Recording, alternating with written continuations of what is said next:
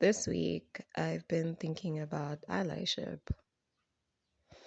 When I asked Google what allyship was, it told me a lifelong process of building trust, consistency, and accountability with marginalized individuals and/or a group of people, which sounds lovely, but there are so many problems with this.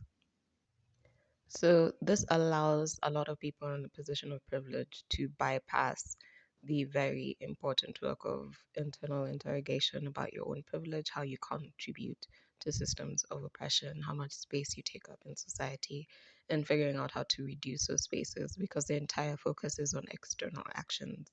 And this, of course, will lead to a lot of performative work. So this also allows people of privilege to enter safe spaces under the guise of allyship. And often within those safe spaces, they don't know how to act because of the minimal introspection that they've done. So they enter those safe spaces as a privileged person, acting as a privileged person, and they're therefore making those safe spaces less safe. And when you pay attention to how the label of ally is used, it's always with people of privilege. Always.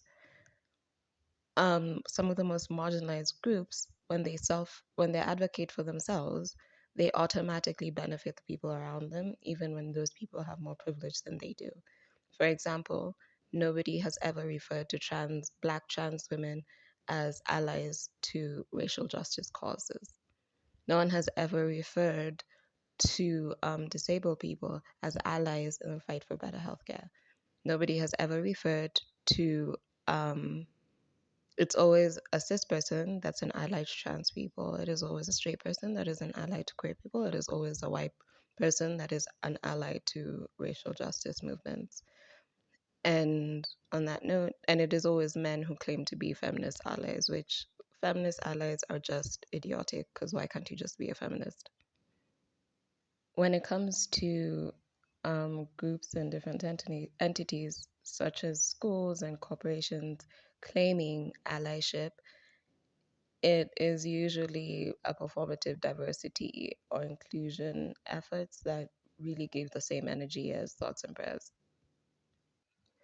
When you consider what it takes to become a marginalized group, the history of that violence, the scope of that violence for it to be so deeply ingrained in our society, for it to be so systemic, allyship as a solution to that is really a spit in the face.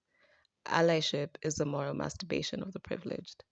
You could just be a better person and aim to figure out how much you contribute to an oppressive system, how much social space you take up, and how equitable that space actually is.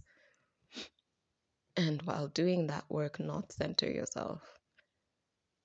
And allyship often promotes not having to do that type of work. So allyship to me is very much a myth. Thank you for listening to this week's voice notes. Remember to subscribe for weekly videos. You can follow on social media. You can follow Feminist Love Notes on social media. And you can support Feminist Love Notes on patreon.com or coffee.com.